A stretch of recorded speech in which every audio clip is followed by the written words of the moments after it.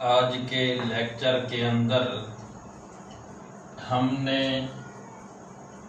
गोल हा लिखनी है और फिर उसके बाद हम बड़ी बा लिखेंगे कि बा कितने कद की हुआ करती है। छोटी बा जो हमने 4 कद की लिखी थी, अब ये बड़ी बा जो 11 कद की लिखी जाती है उसको भी आज के लेक्चर के अंदर लिखेंगे। तो सबसे पहले मैं हा लिखने का तरीका कि हा ये किस तरीके से लिखी जाती है। तो हा लिखते हुए सबसे पहले हम अपने कलम को जिस तरह हम दाल लिखा करते थे इसी तरह यूं गोल लिखेंगे। इस अंदाज से ये हा यूं इस अंदाज से लिखी जाएगी और यहाँ ऊपर से फिर नीचे की तरफ ये वाला हिस्सा ये आधे कद की मोटाई पर ये हम अपनी हा को यूं मुकम्मल करेंगे। इसके ऊपर वाला हिस्सा मुकम्मल कलम के साथ लिखेंगे और यहाँ आखिर में आखिर नीचे वाला जो इसका हिस्सा है वो इस एतबार से लिखेंगे कि यानी पहले ऊपर वाले हिस्से की बनिस्बत मोटाई इसकी कदरे कम होनी चाहिए और इसके दरमियान में भी 1 कद का फासला होना चाहिए। ये 1 कद से ज्यादा फासला नहीं होना चाहिए।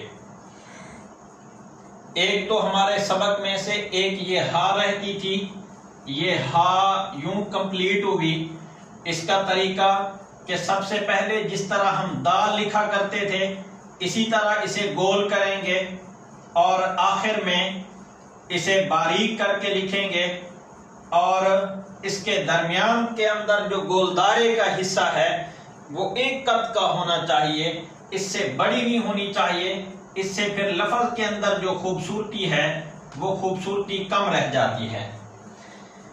और साथ ही मैंने कि शुरू में बताया कि हमने बा लिखनी है।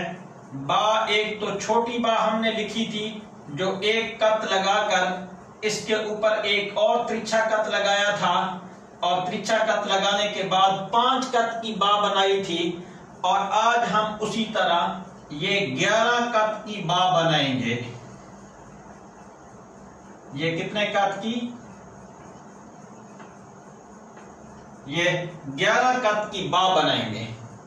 और ये बा किस तरीके से कि यहां से कलम को हम यूं खींचेंगे आगे की तरफ सीधा और आखिर में जाकर इसे ऊपर की तरफ यूं ही छोड़ देंगे। बा लिखते हुए सबसे पहले हम 1 कद लगाएंगे और 1 कद लगाने के बाद फिर इसे सीधा आगे की तरफ यूं खींचेंगे, ये आगे सीधा, और आखिर में इसकी यूं कटिंग बनेगी। ये इस एतबार से हमारी ये 11 कद की बा हुआ करती है। कितने कद की? 11 कद की। कि जिस तरह हमने छोटी बा बनाई थी शुरू में वो 5 कद की बा थी और उसके ऊपर एक नुक्ता लगा, नीचे नुक्ता लगाया था, तो इसी एतबार से 11 कद की जो बा बनेगी वो इस अंदाज से बनेगी। जो 5 कद की बा थी वो इस एतबार से जो शुरू में भी मैंने बनाई थी ये ऐसे और ये सीधा ऊपर की तरफ ले जाएं। ये बा जो हम शुरू के अंदर यानी जब लिखाई की इब्तदा करते हैं तो इब्तदा करते हुए सबसे पहले हम बा लिखा अलिफ लिखते हैं और अलिफ के बाद बा लिखा करते हैं।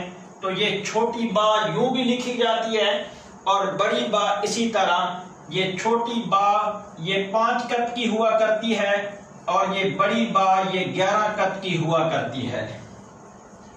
तो इसी एतबार से हम अपनी राइटिंग को इंशाअल्लाह मुकम्मल इख्तिताम तक पहुंचाएंगे और आगे एक आध लफ्ज रहता है।